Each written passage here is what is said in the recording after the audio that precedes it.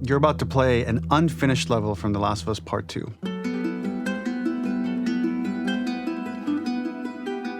The reason we added this section is there are a few sequences, and we picked the 3 of the best ones, that we cut from the game. Often we build a game that's much bigger than what ends up being the final product. They were months away from being finished, but we wanted to give you an insight of what it's like when we built a game, because often we have this whole thing constructed and it doesn't have final art or audio or dialogue. And here you get to see the building blocks of what it's like when we first string a bunch of these levels together. This is the intro to the first deleted level, and this one is the roughest of the 3. We wanted to show more of how Jackson operates. So this is the festival where Ellie ultimately kisses Dina. This sequence would have come very late in the game as a flashback sequence while you're in the farm with Dina. And we wanted to show what is the rest of Jackson doing, and wanted to put on the stick, make it interactive. So you could see when you're outside, there are all these almost like carnival games that you can play. You could mix drinks, you could play with these kids that are playing a sort of clicker Marco Polo, sit down and listen to conversations. And all the different interactions were first or second pass, very, very early passes. The building blocks are there, but nothing is final. And ultimately, while we were very excited by this sequence, it's pretty fun and lighthearted. It just slowed things too much as we're barreling towards the end of the story at this point. So again, reminder, rough, missing audio, missing animation, missing gameplay tweaks, missing dialogue, but pretty representative of what it would have been. So enjoy.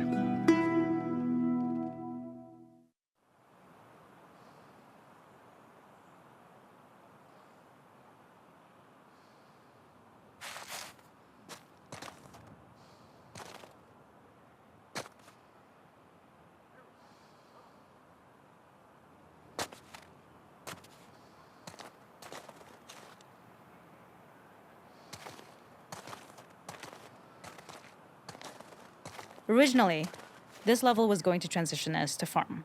We would go all the way through to the dance, where Ellie and Dina share their first kiss. Then we would play through farm, and when Ellie plays the guitar at night, she would remember the Seth incident. So, the opening for this was a little tricky.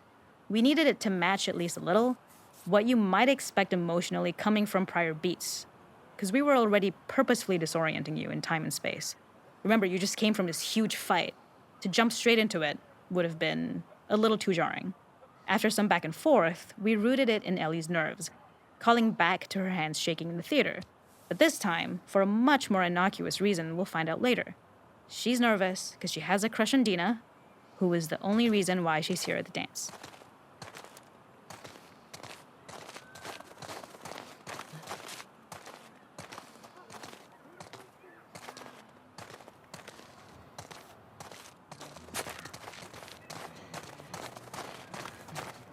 Something we really wanted to do was highlight the way their lives had turned upside down since she went down this path.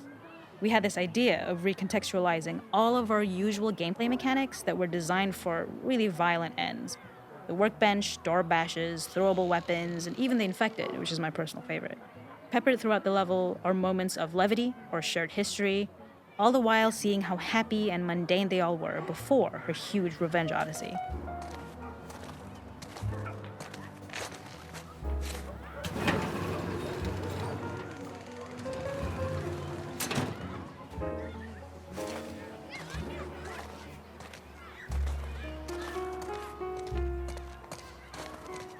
It is not a festival without one of these throwing games. This one, of course, uses our throwable system where you're often chucking explosive things or stunning things, but for a more wholesome purpose, although some people take this game really seriously. A fun aspect of this is if you did well, you could win a toy here. Ellie would place it in her pocket. If you had done this, you'd find the toy with JJ, the baby, later back at the farm. When we cut this, the toy made it through anyway because it was so cute. It is the same one you see on the tractor at the farm. Ollie the elephant.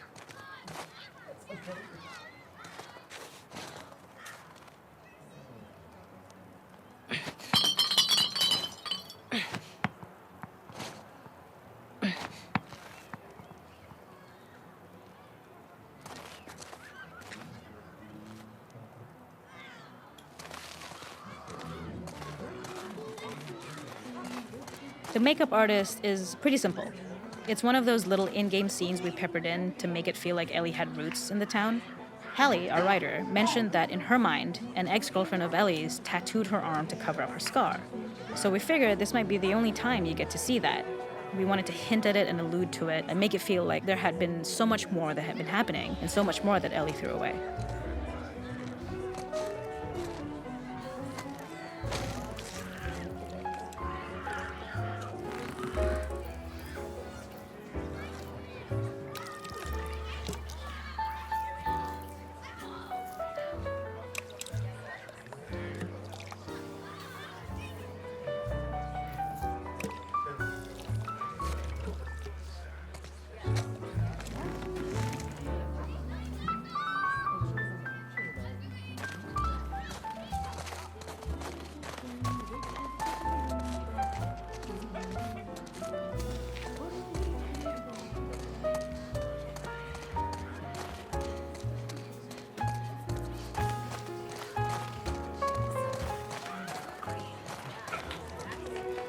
We use our workbench a lot to make a lot of things that kill and maim and hurt people.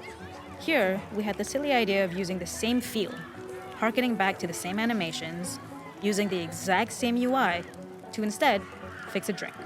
Like the workbench, you could pick your base and then you could add something to it. And at the time, we had some different reactions from Ellie based on how strong you chose to make the drink. Something we wanted to prototype though, before it got cut, was picking up some ingredients around to add, like a lime or maybe a bottle of someone's favorite whiskey or salt, like you were earning upgrades. We also toyed with having Ellie carry around the drink you made and occasionally sip it, psyching herself up to go talk to Dina inside because she's nervous. It got too noodly though, because she would need to keep placing it somewhere before she did anything, so it would have ended up more trouble than it was worth.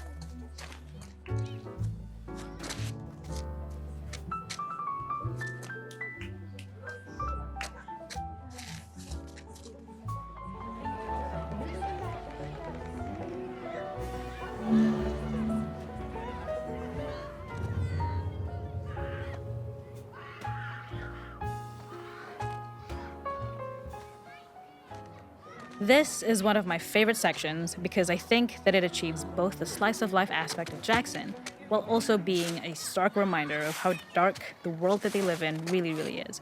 To attract attention and curiosity, one of the kids was supposed to make this adorable, messed up little clicker impression, and the others would giggle. We tried a version where if you got close enough, the kid might try to follow you a little before turning back. Since clickers are blind and move by echolocation, for this game of messed up tag, Ellie must close her eyes and listen for when the children give themselves away. The thought was that these kids are in relative safety. They still grow up with the dangers of clickers and runners, and all those lessons would embed themselves in the games that they play. When the festival got cut, they tried to preserve this moment and move it to the front of the game where the snowball fight is, as a tutorial. However, being in the headspace of a clicker doesn't really teach you how to deal with them. Eventually, it evolved, and they instead made the snowball fight, which was, I think, way more effective. For me, it's character illuminating that not only does Ellie know this game, she plays along. There's a familiarity with the kids that's really nice to see, especially because it's such a difference from the Ellie we see later, who has a sort of hollow normalcy that she's trying to get with JJ, but kind of fails.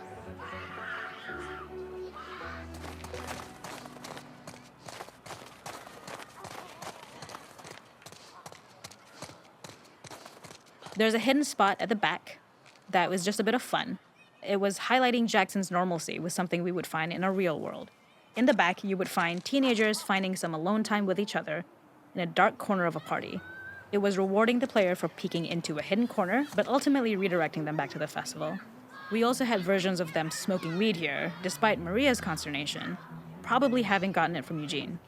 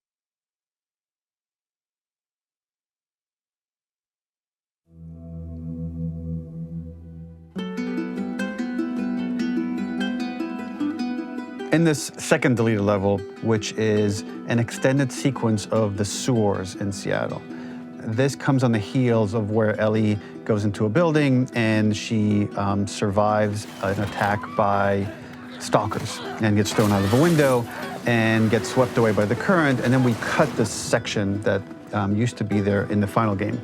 Now you will get to play it. So this was a way to get a bit more interesting puzzles, interesting traversal, figure out how Ellie can navigate the sewers with the fighting current. Ultimately, with a lot of these levels and these sequences, the reason why we cut them were for pacing purposes. But here it is for you in this very kind of raw form that part of it will feel finished, parts of it will feel like assets are missing as far as audio, animation won't be final. But it's a glimpse into what a game looks like when it's months away from finishing. Enjoy.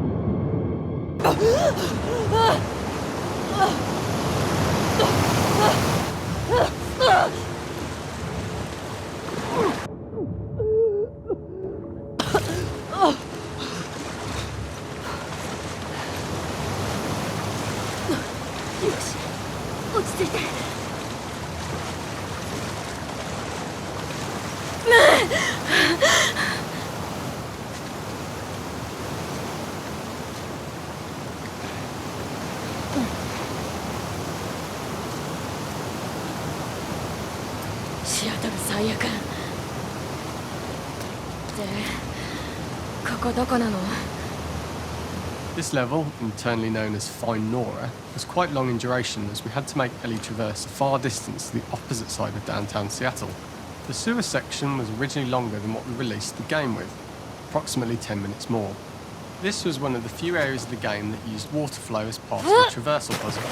The player has to go upstream to the current to get to the platform to reach the other side. We mostly cut this mechanic game-wide, however it remained in essence in the section swimming to the aquarium as Ellie when you were avoiding the waves. When players reach the doorway and enter into the room, they're faced with a dead end. The real reason for this dead-end room is that on the reversal when exiting back out of the doorway, players are faced with the route onwards. A pipe that they'd not been able to see when they were swept past it on the way in, and something that was hidden from view when on the side platforms. The intention here being that the only option is to go off the standard path in order to search for a way out.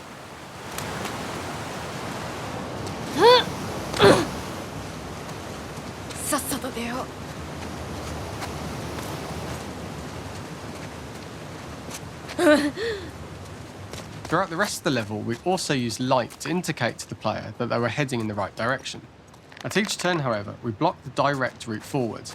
Players would know that they just have to keep finding alternative paths, promoting those feelings of being desperate and trapped. We slowly introduced the player to consider climbing into smaller pipes and crouching in these tight spaces. This is to slowly build up to and encourage the player to climb into such small pipes that they'd have to be crawling on their stomach, which is something that the player previously may not have recognised as a playable space, let alone the desired route they need to take. We added a tiny space just to reward the player's exploration with a pickup item, and we made sure it was something that made sense that you'd find in this area. A canister and all the garbage that had been washed into the sewers from the surface.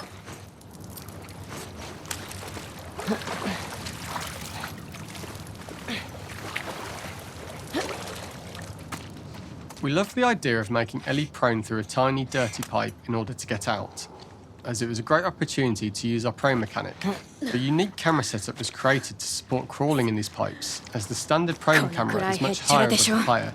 We also created custom collision in order for Ellie to manoeuvre in these tight spaces easily. Initially, the oblong collision capsule around her character caused issues crawling around corners. We put extra effort into the custom corner collision, so the movement experience is as smooth as the main game. In order for the player to feel cramped, claustrophobic and desperate, we'd been enforcing the traversal mechanics that allow for a tight environment which promote these feelings. We introduced the use of the squeeze-through so that we can keep the player feeling enclosed and tight, but without repeating the same geometry. Here we change from low ceilings with wider walls to high ceilings and tight walls to change up the spatial pacing and keep the level from repeating itself.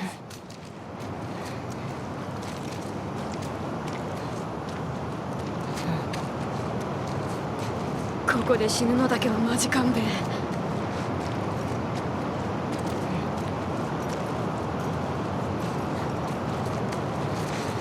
Originally, we had the water line much higher here, so players had to swim through this tight tunnel. However, from watching user test feedback, it was occasionally causing people to discount the route entirely and turn back on themselves. So to avoid any risk of this happening in the final game, we present a lower water level so the tunnel is easy to see and commit to using. Although this isn't as impactful without the prone swim, it's the better decision as it means a smoother experience for the player with no backtracking frustration. As we surface from the water and over the crest of the slope, we reveal what is further in this tunnel, a clicker that has sprouted and the fungus has grown on the sides of the pipe. It was great to see people who user tested this area becoming increasingly worried as we forced the player to squeeze past the fungus and inches away from the clicker's face, all the time not being sure whether the clicker might be alive or attack them. Although we aren't as cruel as to force a clicker attack in such close proximity, we do have a payoff for this moment. This clicker momentarily turned into Joel to show Ellie's PTSD from what happened to Joel at the start of the game. Ultimately, we decided to save this moment for the farm level, as it was more impactful there because it could become the centrepiece of that experience. Whereas in the sewers, we weren't able to make it as much of a narrative point and give it the breathing room and reaction time that it deserves, given the tight space.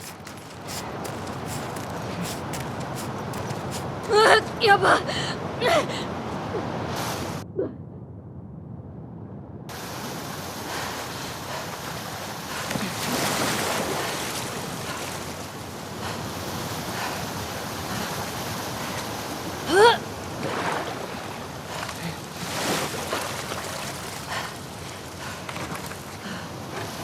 For the final section, we eventually opened you out into a wider area as you traverse through such tight spaces leading up to this.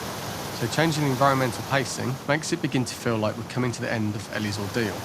An earlier iteration used the current that we'd shown at the start for a slightly tougher traversal puzzle to conclude the sewers. The ladder was clearly visible from most of the area, but the player was faced with a fast-flowing torrent of water they couldn't cross. If the player attempted to jump into the water, they were not able to swim across the ladder due to the water's speed. But instead, they had to traverse the pipe running along the top of the space in order to get across the water.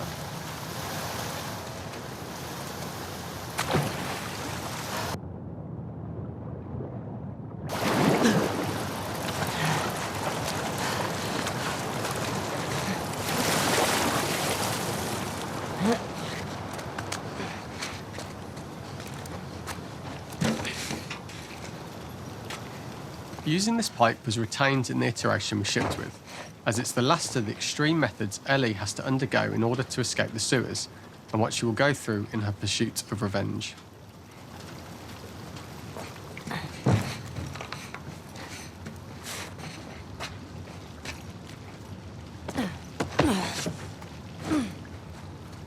The last ladder climb is quite lengthy, and although we could have trimmed it down to a shorter climb, we liked how this last segment of the journey built anticipation for whether there was success at the top or not after all you've been through. Ultimately, the ladder exits out into the subway station, which is how it connects in the final game. Ellie then has to find her way to the hospital from here, crossing paths with the scars for the first time.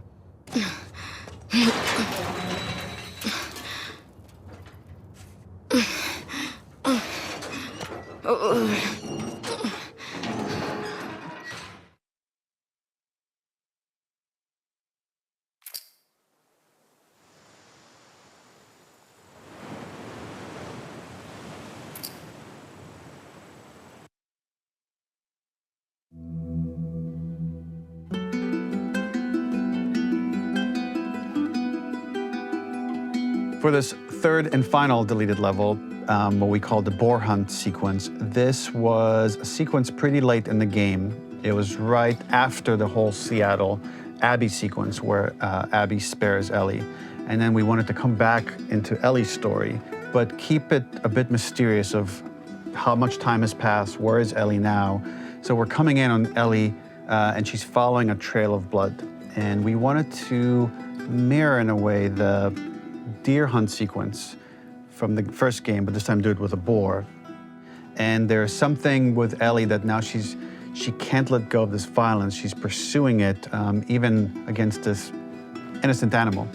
This was another opportunity to show how the violence that Ellie has experienced, the violence that she witnessed being afflicted onto Joel, is still sticking with her, and she's still experiencing these PTSD moments.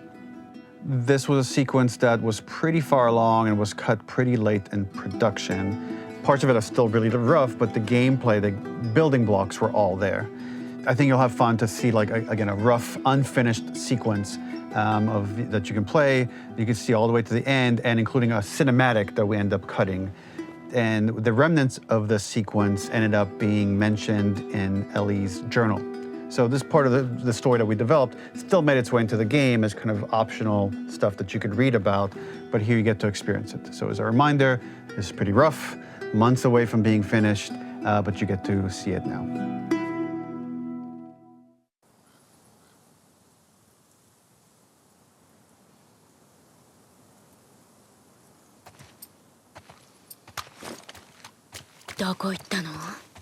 So the boar hunt was one of the hardest levels for me to work on. It was a huge challenge with the systems that we had, and we kept trying, but it never felt quite right. Originally, the level happened after the Jackson Festival, which also got cut, but before Farm. Once the festival got cut, it became the prologue to Farm. The intended experience is that we jump forward in time after the fight with Abby in the theater. We don't know where Dina is. We likely assume she's dead because she was just bleeding out. Ellie is alone. Her hair is short. So maybe this is the future or the present. And she's hunting. Hunting who? Abby still?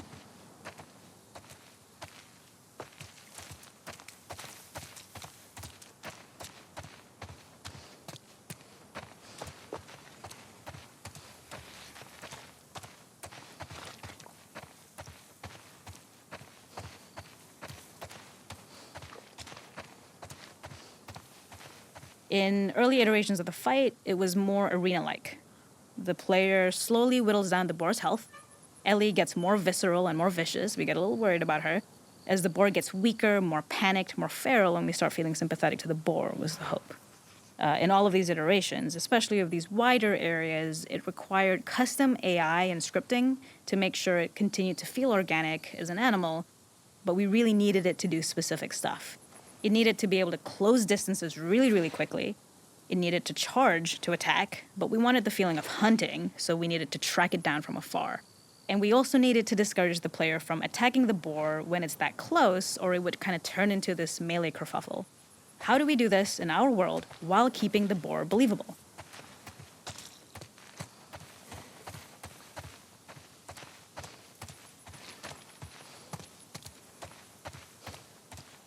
We must have gone through 5 or 6 iterations of the boar fight and all, and every single time it changed pretty drastically.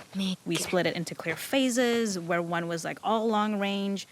We tried another where you're getting close and you get the jump on it quite literally. You're jumping off of a rock to attack it. And then finally, we tried a bunch where you almost sort of go around a bunch of trailers and try and wrestle it. We uncovered after some time that taking down a boar over several phases felt very laborious and a little dramatic. It was comically long, it felt too boss-like, a little too gamey. We decided to cut the first few phases, and we opted for a cold open after the boar had already been hurt off-screen. So that allowed us to focus on feeling like we're closing in on prey and to introduce the boar when it was at its most dangerous. Already hurt, already feral, much too close for comfort. And so the thinking was it would bring us more into Ellie's mindset. Is this really hunting for food, or is she hunting for some other reason?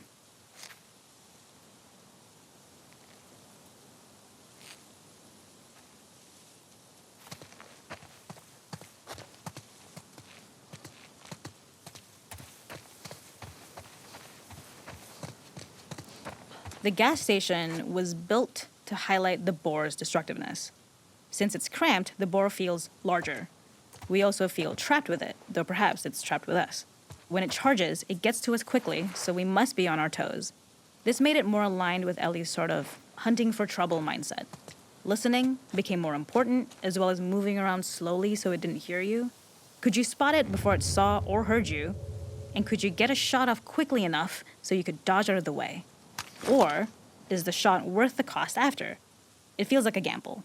By the end of the fight, everything would likely be in shambles. The boar would burst through the back, and Ellie would follow it and finally enact revenge. よし。何も見えない。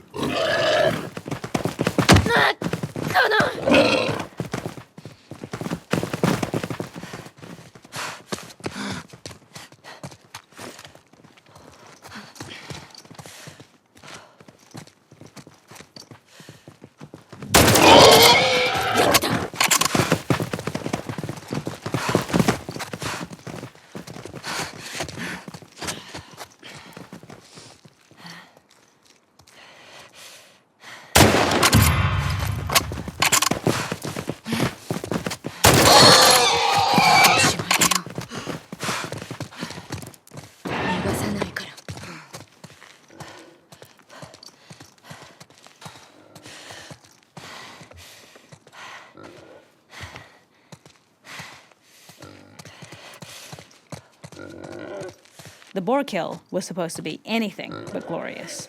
With the boar whimpering at the back of the gas station after Ellie's relentless hunt. After this, hearing the drone that we kind of come to associate with Ellie's trauma, we would hard cut to the stream where she's washing her hands and holding rabbits that she hunted, about to return to Dina. And there would be no mention of the boar.